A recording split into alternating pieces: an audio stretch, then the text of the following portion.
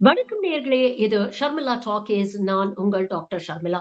நேத்து India today நடத்தின கான்க்ளேவ்ல மாண்புமிகு முதலமைச்சர் திரு மு.க. ஸ்டாலின் அவர்கள் பேசினாரு. பல விஷயங்கள குறிப்பிட்டு சொன்னாரு. அதுல முக்கியமான ஒரு விஷயம் அவர் குறிப்பிட்டது என்னன்னா, அஸ்ஸாம்ல நடந்த ஒரு விஷயம். அதுவும் நேரடியாக அஸ்ஸாமுடைய முதலமைச்சர் ஹிமாந்தா பிஸ்வா சர்மா சம்பந்தப்பட்ட ஒரு விஷயம். அதாவது நீங்க பார்த்தீங்கன்னா, கடந்த பிப்ரவரி 6ஆம் தேதி பாஜகவுடைய ஆஃபிஷியல் ட்விட்டர் ஹேண்டில் அஸ்ஸாமுடைய ஆஃபிஷியல் ட்விட்டர் ஹேண்டில்ல ஒரு வீடியோ ரிலீஸ் பண்றாங்க. வெறும் 18 செகண்ட் வீடியோ தான். ஆனா, எந்த அளவுக்கு வெறுப்பையும், வன்மத்தையும் சமூகத்தில் விதைக்கக்கூடிய ஒரு வீடியோ அப்படிங்கிறத பாருங்க. அந்த வீடியோல சிஎம் ஹிமாந்தா பிஸ்வா சர்மா ஒரு துப்பாக்கிய எடுத்து எய்ம் பண்றாரு. அவர் யாரை நோக்கி எய்ம் பண்றாரு அப்படின்னு பார்த்தீங்கன்னா, அங்கே 2 இஸ்லாமிய சகோதரர்களுடைய உருவம் வருது. அப்போ நேரடியாக இங்க இருக்கக்கூடிய இஸ்லாமிய சமூகத்தை டார்கெட் பண்ற மாரி, ஒரு வெறுப்ப உமிழ்ற மாரி ஒரு வீடியோவ அங்க ரிலீஸ் பண்றாங்க. இது சமூக வலைதளத்துல கடுமையான எதிர்வினையை ஏற்படுத்துது. எதிர்க்கட்சிகள்ல ஆரம்பிச்சு ஜெனரல் பப்ளிக் எல்லாருமே இது எவ்வளவு அபத்தமா இருக்கு. இப்படி ஓப்பனா ஏன் இப்படி வெறுப்ப உமிழ்றீங்க? எல்லா சிறுபான்மையின மக்களையும் ஏன் இவ்வளவு வெறுப்போட பார்க்குறீங்க? அப்படின்னு கடுமையான கண்டனங்கள் எழுந்தோனே, அவசர அவசரமா அந்த வீடியோவ டெலீட் பண்றாங்க. ஆரம்பத்துல ஹிமந்தா பிஸ்வா சர்மா ரொம்ப தைரியமா, ஆமா வந்தது. அதுக்கு என்ன? அதுக்கு வேணா நடவடிக்கை எடுங்க. எதுவா இருந்தாலும் நான் எதிர்கொள்ள தயார் அப்படின்னு பேசுனவரு, எதிர்ப்புகள் வலுவடைய தொடங்குனோனே அப்படியே தன்னுடைய ஸ்டான்ஸ மாத்துறாரு. ஒரு விளக்கம் அளித்து வீடியோ போடுறாரு. அதாவது நான் நேரடியாக இதெல்லாம் பண்ணல. யாரோ ஒருத்தங்க ஏஐ மூலமா இதெல்லாம் கிரியேட் பண்ணிட்டாங்க. இத யாரு கிரியேட் பண்ணாங்க? யாரு ரிலீஸ் பண்ணாங்க? அப்படிங்கிறது தெரியாது. சம்பந்தப்பட்டவங்க யார் இத செஞ்சாங்களோ அவங்கள தான் நீங்க கேள்வி கேட்கணும். நான் எதற்கு இதுக்கு விளக்கம் அளிக்கணும் அப்படின்னு கேட்கிறாரு. ஆனா பாத்தீங்கன்னா, பிஜேபியுடைய ஆபிஷியல் ட்விட்டர் ஹேண்டில்ல இது வருது. அப்போ கட்சி ரீதியாக கட்சி முன்னெடுத்து இப்படிப்பட்ட ஒரு வீடியோவ பண்ணி அவங்க வெளியிட்டிருக்கிறாங்க அப்படிங்கிறத தாண்டி, இதுல வேற எந்த கான்ஸ்பிரசிக்கோ, இல்ல கான்ட்ரோவர்சிக்கோ இடம் இல்ல அப்படிங்கிறது ரொம்ப தெளிவாக தெரியுது.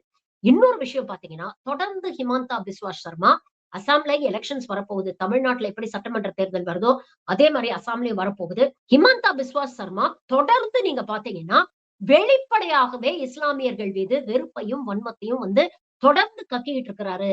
இன்ஃபாக்ட் கொஞ்ச நாள் முன்னால கூட பாத்தீங்கன்னா, ஏதோ ஒரு மேடையில பேசும்பொழுது சொல்றாரு, மியாஸ் அப்படின்னு தான் சொல்லுவாரு. இஸ்லாமியர்கள் அப்படின்னு சொல்ல மாட்டாரு. சிறுபான்மையர்ன்னு சொல்ல மாட்டாரு. மியா அப்படின்னு தான் கூப்பிடுவாரு. இந்த மியாக்கள் எல்லாம் நம்ம சும்மா விடக்கூடாது. அவன் இங்க ரிக்ஷா ஓட்டுறான். அவனுக்கு நியாயமா ரூ. 5 சேரணும்னா ரூ. 4 குடுங்க போதும். அவனுக்கெல்லாம் அதிகமா காசு குடுத்து காட்டிறாதீங்க. அவங்கள எல்லாம் வேலைக்கு வச்சுக்காதீங்க. அவங்கள எல்லாம் ஒதுக்குங்க. வெளிப்படையா இப்படி அவங்கள நீங்க ஒதுக்கி வச்சீங்கன்னா தான், இங்க யார் பாஸு? இது எப்படிப்பட்ட நாடு? இது யாருக்கான நாடு? அப்படிங்கிறது அவங்களுக்கு தெரியும். அப்பதான் அவங்களெல்லாம் வால சுட்டிட்டு சும்மா இருப்பாங்க.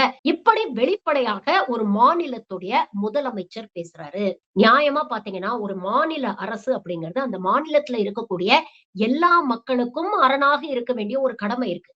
அந்த மாநிலத்தில இருக்கிற எல்லா மக்களும் தன்னுடைய மக்கள், அந்த மக்கள புரொடெக்ட் பண்ணணும். அந்த மக்களுக்கிடையே எந்த சண்டை சச்சரவும் வராம, அந்த மாநிலம் அமைதியான மாநிலமாக இருக்கணும்.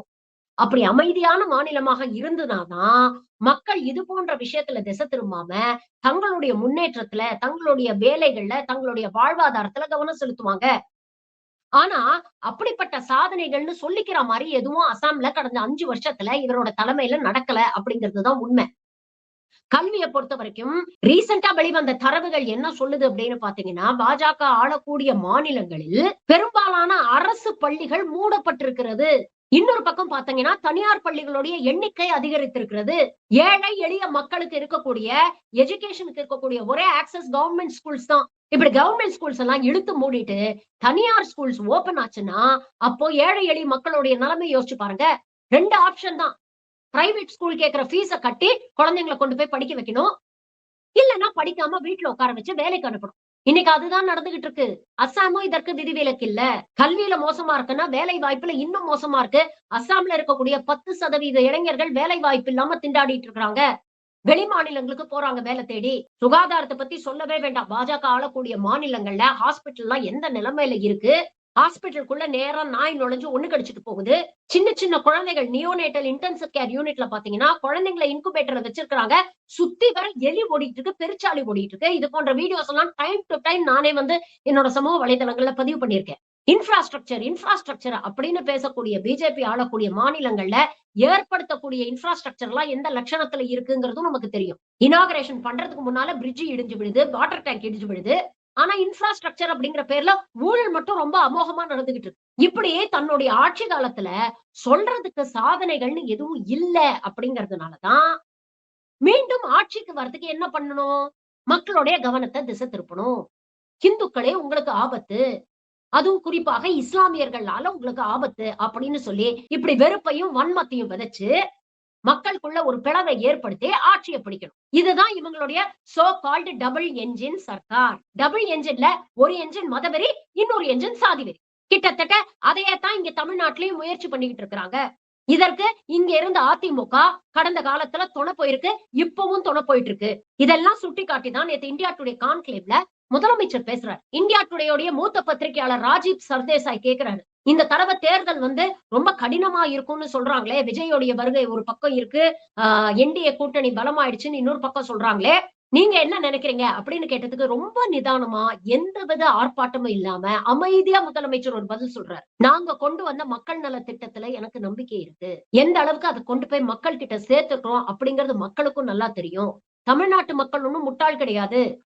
இது எல்லாத்தையும் சீர்தூக்கி பார்த்து யாருக்கு ஓட்டு போடணும் அப்படிங்கறத அவங்க முடிவு பண்ணுவாங்கன்னு சொல்லிட்டு திமுக ஆட்சி காலத்துல கொண்டு வந்த மக்கள் நல திட்டங்களை வருஷப்படுத்தி சொல்றாரு. நீங்க கொஞ்சம் யோசிச்சு பாருங்க.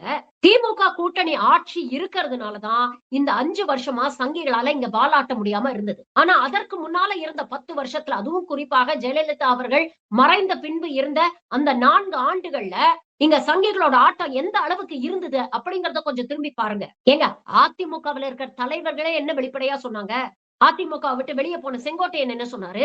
4 வருஷம் எடப்பாடியுடைய ஆட்சி பாஜக தயவுல தான் நடந்தது அப்படின்னு அவங்க சொல்லல.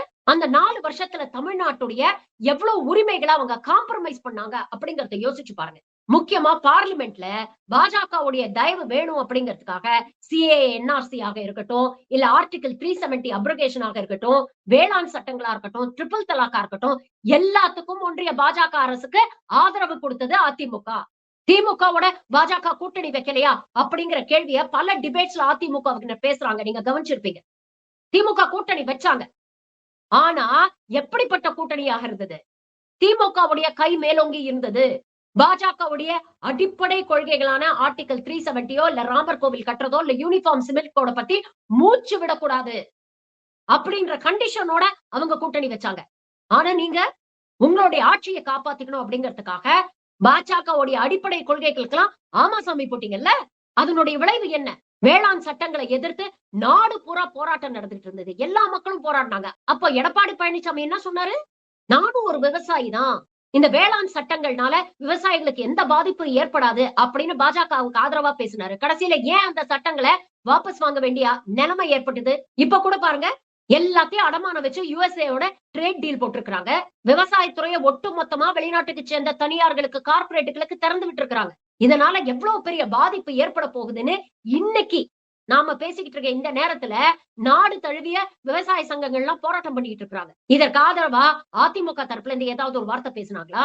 ஒட்டு மொத்தமா ஆர்டிகிள் 370 ஆகட்டும், இல்ல சிஏஏ என்ஆர்சி ஆகட்டும், ட்ரிபிள் தலாக் ஆகட்டும், சிறுபான்மை மக்களுடைய அவர்களுடைய அடிப்படை உரிமைகளை காவு வாங்குச்சு பாஜக. அதுக்கெல்லாம் உறுதுணையாக இருந்தது அதிமுக. நீட் தொடர்ந்து தமிழ்நாட்டுல இருக்கக்கூடிய மக்கள் நீட் எங்களுக்கு தேவையில்லாத ஆணி அப்படின்னு பேசிட்டு இருக்கோம். அதிமுக ஆட்சி காலத்துல என்ன நடந்தது? எல்லா கட்சிகளும் சேர்ந்து தீர்மானம் நிறைவேற்றி ஆளுநருக்கு அனுப்பினா அந்த தீர்மானம் திரும்பி வந்தது கூட 1.5 வருஷம் சொல்லாம மறைச்சு வச்சிருந்தாங்க. கடைசியில தேர்தல் நெருக்கத்துல இது ஒரு மிகப்பெரிய பேசும் பொருள் ஆகுது அப்படின்னு தெரிஞ்சு பயந்து எதிர்கட்சிகள் கொடுத்த அழுத்தம். மாண்புமிகு முதலமைச்சர் பேசினாரு. எனக்கு நல்லா ஞாபகம் இருக்கு. எழுச்சி தமிழ் டாக்டர் திருமாவளவன் பேசினாரு. 7.5 ஒதுக்கீடு கொடுங்க. அதற்கு நீங்க ஒன்றிய அரசுடைய ஒப்புதலோ ஆளுநரோட ஒப்புதலோ தேவையில்லை. நீங்களே தைரியமா கொண்டு வரலாம் அப்படின்னு பேசுனதுக்கு அப்புறம் அவசரமா தேர்தல் நெருக்கத்துல கொண்டு வந்தாங்க 7.5. அதுக்கப்புறம் திமுக ஆட்சி காலத்துல திரும்ப நீட்டுக்கு எதிராக தீர்மானம் நிறைவேற்றி மசோதாவை ஆளுநருக்கு அமிச்சா ஆளுநர் அது மேல தூங்கிட்டு விஷயம் சுப்ரீம் கோர்ட்டுக்கு போனதுக்கு அப்புறம் குடியரசுத் தலைவருக்கு மாத்தி விடுறாரு. அந்தமா திருப்பி அனுப்புறாங்க. நீட்டு வேண்டாம் அப்படிங்கறது தானே உங்களுடைய நிலைப்பாடு. அப்போ இதை எதிர்த்து ஒன்றிய அரசுக்கு நீங்க கண்டனம் தெரிவிக்கணுமா இல்லையா? ஆனா இப்போ அதிமுக இருக்கக்கூடிய தலைவர்கள் என்ன பேசுறாங்க? நீட் எல்லாம் வந்துருச்சுங்க, அதெல்லாம் இனிமேல் நிப்பாட்ட முடியாதுங்க, அதனால அதை பத்தி பேசுறது வேஸ்ட்டுங்க. ஜிஎஸ்டி மாநிலத்தோட வரி பங்கீடு வெகுவாக குறைக்கிறதுக்கு ஜிஎஸ்டி ஒரு காரணம். நம்மளுடைய பிஸ்கல் அட்டானமியை கொண்டு போய் ஒன்றிய அரசு காலடியில போட்டுருச்சு இந்த அதிமுக அரசு. தென் மாநிலங்கள் எல்லாருமே தீவிரமா கடுமையா ஜிஎஸ்டி எதிர்த்தாங்க. அது கேரளாவாக இருக்கட்டும், கர்நாடகாவா இருக்கட்டும், ஆந்திராவா இருக்கட்டும், தெலுங்கானாவா இருக்கட்டும். ஆனா அதிமுக ஆட்சி மட்டும் தான் வாய மூடிக்கிட்டு பேசாம வேடிக்கை பார்த்தாங்க. அதனுடைய நிலைமை இன்னைக்கு எதுவா இருந்தாலும் ஒன்றிய அரசு கிட்ட கையேந்திர நிலைமைக்கு கொண்டு போய் விட்டாங்க. ஆளுநர் அதிமுக ஆட்சியில இருக்கும்போது பன்வாரிலால் புரோஹித்னு ஒரு ஆளுநர் இருந்தாரு. நேரடியாக அரசாங்க அதிகாரம் தன்னுடைய கான்ஸ்டிடியூஷனல் ரெஸ்பான்சிபிலிட்டிஸ் அதிகார எல்லையை மீறி மாவட்ட அளவுல போய் ரிவ்யூ மீட்டிங்ஸ் எல்லாம் நடத்தினாரு. அப்ப கூட இந்த அடிமை கூட்டம் வேடிக்கை பார்த்துட்டு இருந்தது. ஆனா நம்மளுடைய மாண்புமிகு முதலமைச்சர் அப்போ எதிர்க்கட்சி தலைவராக இருக்கும்போது கடுமையான போராட்டங்களை கையில எடுத்தாங்க மற்ற கூட்டணி கட்சிகளோட சேர்ந்து. ஒரு ஆளுநர் எப்படி இப்படி பண்ணலாம் அப்படின்னு அவர் நினைச்சிருந்தா அப்ப அமைதியா இருந்து வேடிக்கை பார்த்திருக்க முடியும். நம்ம ஆட்சி இல்லையே, இந்த ஆட்சிக்கு தானே அவப்பெயர் வருது, வரட்டுமே அப்படின்னு நினைச்சு சும்மா இருந்திருக்க முடியும். ஆனா இது மக்களுடைய உரிமை சார்ந்த விஷயம், ஒரு அரசோடைய அடிப்படை உரிமை சார்ந்த விஷயம். இது கான்ஸ்டிடியூஷனல் ஓவர் ரீச் அப்படின்னு இறங்கி போராட்டம் பண்றாங்க. நாம எதிர்க்கட்சி தானே, நாம எதுக்கு போராட்டம் பண்ணணும் அப்படின்னு சொல்லி அமைதியா வேடிக்கை பார்க்கல. அதிமுக ஆட்சி காலத்துலதான் தலைமைச் செயலத்துக்குள்ள நுழைஞ்சு ரெய்டு நடத்துற அளவுக்கு போச்சு பாஜக. அப்பவும் குரல் கொடுத்தது எதிர்க்கட்சிகள் தான். உதயமின் திட்டமாகட்டும், உணவு பாதுகாப்பு சட்டமாகட்டும், அம்மையார் ஜெயலலிதா உயிரோட இருந்த போது எதையெல்லாம் எதிர்த்தாங்களோ, அம்மா வழியில ஆட்சி நடத்துறோம், அம்மா வழியில ஆட்சி நடத்துறோம்னு முதட்டளவுல சொல்லிட்டு அவங்க எதிர்த்து நின்ன அத்தனை விஷயங்களையும் காவு கொடுத்தது அதிமுக ஆட்சி. இப்பவும் பாருங்க, நடுவுல பாஜகவோட கூட்டணி இல்ல, வெளியில வந்துட்டோம் அப்படின்னு சொன்னாங்கல்ல, அந்த வெளியில வந்த இந்த இடைப்பட்ட காலத்துல பாஜகவை ஏதாவது கடுமையா இவங்க எதிர்த்து இருக்கிறாங்களா, இல்ல கண்டனத்தை பதிவு பண்ணியிருக்கிறாங்களா? இப்பவும் ஆளுநர் ஆர்.என். ரவி தன்னுடைய கான்ஸ்டிடியூஷனல் ரெஸ்பான்சிபிலிட்டிஸ் மீறி சில விஷயங்களை எடுத்து பண்றார். அதை என்னைக்காவது அதிமுக கண்டிச்சிருக்கா? நாளைக்கு ஒருவேளை நீங்க ஜெயிச்சு ஆட்சிக்கு வந்தாலும் இதே தானே செய்வாங்க. அப்பவும் இதை நியாயப்படுத்துவீங்களா? தமிழ்நாட்டுக்கு வர வேண்டிய நிதி எத்தனையோ இருக்கு. ஒருங்கிணைந்த பள்ளி கல்வி திட்டத்தின் கீழ் நிதி வரணும், ஜல்ஜீவன் ஸ்கீமுக்கு நிதி வரணும், மன்ரேகா ஸ்கீமுக்கு நிதி வரணும், மெட்ரோக்கு நிதி வரணும், பேரிடர் நிவாரண நிதி வரணும். இப்படி எத்தனையோ நிதி. இந்த நிமிஷம் வரைக்கும் ஏதாவது ஒரு காரணம் சொல்லி ஒன்றிய அரசு அதை நிறுத்தி வச்சிருக்கு. ஏதாவது ஒரு வார்த்தை கண்டனம் தெரிவிச்சிருப்பீங்களா? சரி, இப்ப நீங்க கூட்டணியில தானே இருக்கீங்க. தமிழ்நாட்டுல தேர்தல் வருது, மக்கள் கடுமையான கோபத்துல இருக்காங்க. தயவு செஞ்சு உங்க கொள்கையில இருந்து கொஞ்சம் வாபஸ் வாங்குங்க. மக்கள் நலன் சார்ந்த விஷயங்களை பண்ணுங்க. ஒரே கல்வி நிதியை ரிலீஸ் பண்ணுங்க. ஜல்ஜீவன்கான நிதியை கொடுங்க. மன்ரேகா நிதியை ரிலீஸ் பண்ணுங்க. டிசாஸ்டர் ரிலீஃப் ஃபண்ட் எதையாவது ஒண்ணு கொடுங்க.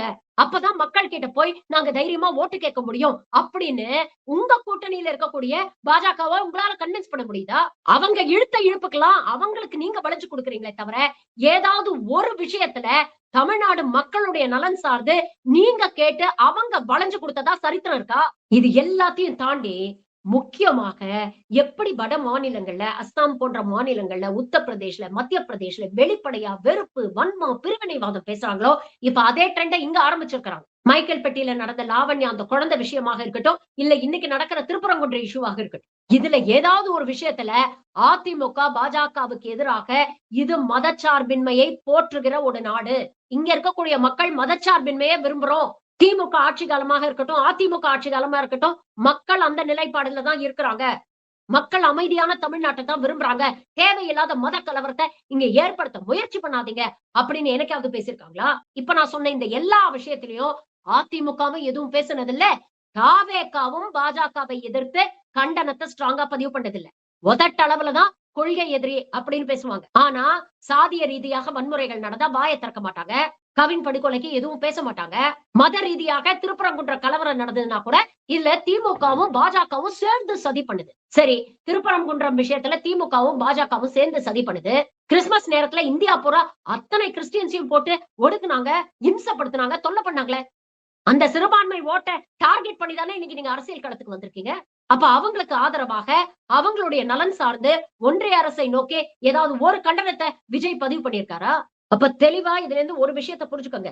இங்க திமுக கூட்டணி திராவிட மாடல் 2.0 ஆட்சி இல்லாம வேற எந்த ஆட்சி வந்தாலும் அது பாஜகவுடைய ஆட்சியாக இருக்கும். அது நேரடியாக இருந்தாலும் சரி, மறைமுகமாக இருந்தாலும் சரி. இதெல்லாம் மனசுல வச்சுக்கிட்டு தான் நேத்து முதலமைச்சர் பேசும்போது ரொம்ப தெளிவா ஒரு விஷயத்த சொல்றாரு. தமிழ்நாட்டுல இருக்கக்கூடிய ஆட்சி எப்பவுமே எல்லோருக்கும் எல்லாம் அப்படின்னு நினைக்கக்கூடிய ஆட்சியா இருக்கும். தன்னுடைய சாதனைகளை சொல்லி ஓட்டு கேட்கிற ஒரு அரசா இருக்கணும். மக்களிடையே பிரிவினைவாதத்தை விதைக்கக்கூடிய ஒரு அரசா இருக்கக்கூடாது. வெறுப்பையும் வன்மத்தையும் விதைக்கக்கூடிய ஒரு அரசா இருக்கக்கூடாது. ஆனா இந்த 4 முனை போட்டியில திமுகவுக்கு எதிரான இருக்கக்கூடிய அந்த 3 பேருமே யோசிங்களேன். என்ன மாதிரியான அரசியலை கையில எடுத்திருக்காங்க? இது வரைக்கும் ஏதாவது ஒரு மேடையில சீமானாக இருக்கட்டும், விஜயாக இருக்கட்டும், இல்ல அதிமுகவா இருக்கட்டும், திராவிட மாடல் இவ்வளவு சாதனை பண்ணிருக்கு. இத தாண்டி நாங்க இன்னும் மக்களுக்கு இவ்வளவு பண்ணணும்னு நினைக்கிறோம். அதற்கான ரோட் மேப் இதுதான், அதற்கான பிளான் இதுதான், அதற்கான ப்ளூ பிரிண்ட் இதுதான் அப்படின்னு ஏதாவது பேசியிருக்காங்களா? ஒருத்தன் என்ன பேசுறான்? பார்ப்பன கடப்பாறையை எடுத்து திராவிட கோட்டையை இடிப்பேன் அப்படின்னு பேசுறான். இன்னொருத்தன் என்ன பேசுறான்? தீய சக்தி, அத ஒழிக்க வந்த தூய சக்தி நான் தான். உங்களை எல்லாம் மீட்க வந்த தேவதூதர் நான், மீட்பர் நான் அப்படின்னு பேசுறான். இன்னொருத்தன் என்ன பண்றான்? வாரிசு அரசியல், ஊழல் அரசியல். ஏதோ இவங்க கட்சியில எல்லாம் வாரிசே இல்லாத மாதிரியும், ஊழலே நடக்காத மாதிரியும், இவங்க எல்லாம் மனித புனிதர்கள் மாதிரியும் ஒரு இமேஜ கட்டமைக்க முயற்சி பண்றாங்க. இந்த 3 பேர்ல யாராவது ஒருத்தர் மக்கள் நலன் சார்ந்த விஷயங்களை ஏதாவது பேசியிருக்காங்களா? மக்கள் கல்வி குறித்து ஏதாவது பேசியிருக்கிறாங்களா? சுகாதாரம் குறித்து ஏதாவது பேசியிருக்கிறாங்களா? அடுத்த 20 வருஷத்துல எங்களுக்கு இதுதான் long term dream, long term goal. இத அச்சீவ் பண்றதுக்கு இது நடக்கணும் அப்படின்னு ஏதாவது பேசியிருக்காங்களா? இவங்க எல்லாருமே பாஜக எடுக்கிற ஸ்கிரிப்ட தான் கையில எடுக்கிறாங்க. வெறுப்பு, வன்மம், பொய், பித்தலாட்டம். இவங்க எல்லாருக்கும் எதிராக தமிழ்நாட்டை இந்த சங்கி கூட்டத்துல இருந்தும், இவங்களோட பி டீம், சி டீம்ல இருந்தும் காப்பாத்துறதுக்கு ஒரே அரணாக நிற்கக்கூடியது திமுக தலைமையிலான மதசார்பற்ற முற்போக்கு கூட்டணியும், நமது மாண்புமிகு முதலமைச்சர் திரு மு க ஸ்டாலின் அவர்களும் தான். ஏதாவது ஒரு விஷயம் சொல்லுங்களேன். சங்கிகளுக்காக அவர் காம்ப்ரமைஸ் பண்ணிட்டு போயிட்டாரு. தமிழ்நாட்டு மக்கள் நலனையோ, இல்ல மாநில உரிமைகளையோ, இல்ல மொழி கலாச்சார உரிமைகளையோ முதலமைச்சர் மு க ஸ்டாலின் காம்ப்ரமைஸ் பண்ணாருன்னு ஏதாவது ஒரு விஷயம் சொல்லுங்க பார்க்கலாம். சொல்ல முடியுமா உங்களால? அப்ப மக்களே சிந்திச்சு ஓட்டு போடுங்க. மாற்றம், மாற்றம், மாற்றம்னு பேசுவாங்க. என்ன மாற்றம்னு அவங்களுக்கு பேச தெரியாது. ஏன்னா அவங்களுக்கு தெரியாது. அவங்கள சொல்லி தப்பு இல்ல. இந்த மாற்றம், மாற்றம்னு பேசுற 10% கூட்டம் மீதி 80, 90% உடைய மனநிலையை மாற்ற முயற்சி செய்கிறது. மாற்றம் வேணும். அதனால விஜய்க்கு ஓட்டு போடுங்க. மாற்றம் வேணும். அதனால அதிமுகவுக்கு ஓட்டு போடுங்க. மாற்றம் வேணும். அதனால சீமானுக்கு ஓட்டு போடுங்கன்னு எவனாவது உங்ககிட்ட வந்து பேசுனாங்கன்னா, என்ன மாற்றத்த குடுக்க போறீங்க? இப்ப திமுக செய்யறத விட புதுசா, பெருசா நீங்க என்ன எங்களுக்கு செய்ய போறீங்க? அப்படிங்கிற கேள்விய கேளுங்க. அதுக்கு உண்மையிலேயே அவங்க கிட்ட நேர்மையான, நியாயமான பதில் இருந்தா தவறில்ல. அவங்களுக்கு ஓட்டு போடுறத பத்தி நீங்க கன்சிடர் பண்ணலாம். ஆனா அந்த கேள்விக்கு அவங்க கிட்ட பதில் இல்லாதது வரைக்கும் அவங்க உங்கள ஏமாத்த முயற்சி பண்றாங்க. உங்கள எமோஷனலா பிரெயின் வாஷ் பண்ண முயற்சி பண்றாங்க. ஓட்டு அப்படிங்கிறது நமக்கு இந்த அரசியலமைப்பு சட்டம் கொடுத்த அடிப்படை உரிமை. ஒரு ஓட்டு தானே. நாம விஜய்க்கு போடுறதுனால என்ன மாற்றம் வந்துற போகுது? இல்ல நாம சீமானுக்கு போடுறதுனால என்ன மாற்றம் வந்த போகுது? அப்படின்னு யோசிக்காதீங்க. ஒரு ஓட்டு கூட ஒரு மாநிலத்துடைய தலையெழுத்த மாத்திர முடியும். சிந்திச்சு வாக்களியுங்க. நன்றி. வணக்கம்.